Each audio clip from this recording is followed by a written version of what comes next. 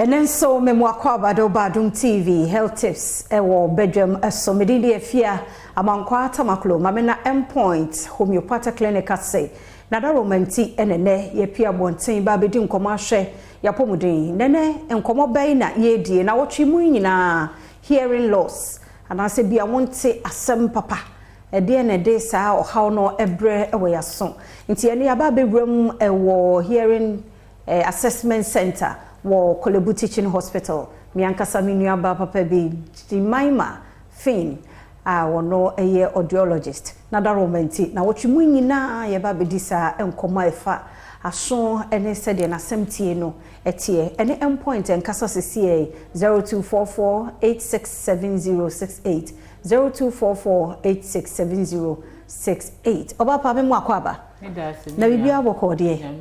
adwuma mu koye bibia aboko hearing loss na wotwe nyina wo se yedi nkomo afa hearing loss ho but to fama ye ne na fe na wotwe no enane nkaye no yato aye nkomo no so ye ka hearing loss a eno ye condition there yo medase fia na emi de say ye nya akwanye esan say last week mu ho March 3rd na edi World Hearing Day na esan say hearing loss kosro wo ewiase afa na nyina nti no World Health Organization so aka say yembode ro emfa yaso a ewo say ye bo ho ban esan say yanhwe ni ye a ebedu be 2050 no na che say nipa bebre wiase nipa fa wo hearing loss nti emi de say nya sa akwanye na ye fa yaso na onyankopon abo no te say nipa dua no every other sense a wa bo no say yaso no emboa ye ema ye ntumi ni nipa ndinkita ho nti no wa bo no se na ebe ya yen wiase ana yen kwande nyina yo say yaso no etumi tenase ema yen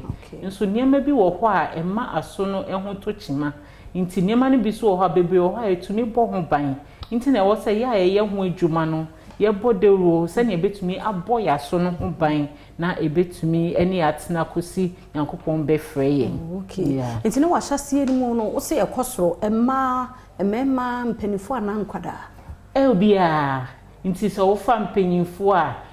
aso no ekosoro na ne ye ya wo mu say mebun ne friend say ne mofra so ekosoro esan say na say won say you see earpiece ni ade pa mebun so wo ko ba bi ti say entertainment center so wo biebie nwum no so WHO hu say mebun so no numbers no ekosoro na won so na wo ye daachi no nti no yanhwe ni ye ensi ano enne a na che say wo benyin no so na che say nipa dodo na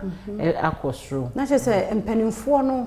enne no wo mpanim bremu no munya problem na say from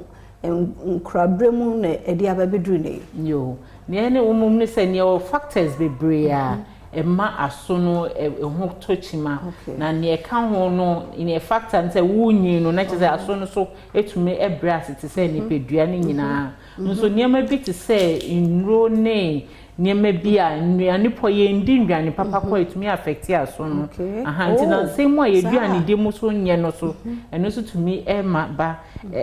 aso no etumi ekofom na afi so noise edoso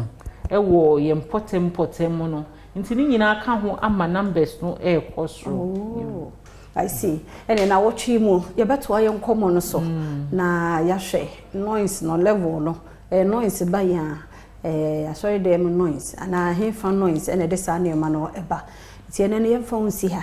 na ochina nyame ya adom so a ya to aso eda se papa enti madam Jimaima Fin a wono ye na dwuma wo hearing and assessment center Kolebu and outing kan audiologist enti wiki mu nyina ye nim komo ne yehwe hearing loss no emu ensem endpoint homeopathic clinic na daroma e de bro ya we bie ha wadwene fa no so personal doctor na on show the number is 0244867068 ochina se ye wonkwa ne ahodene a ebesehia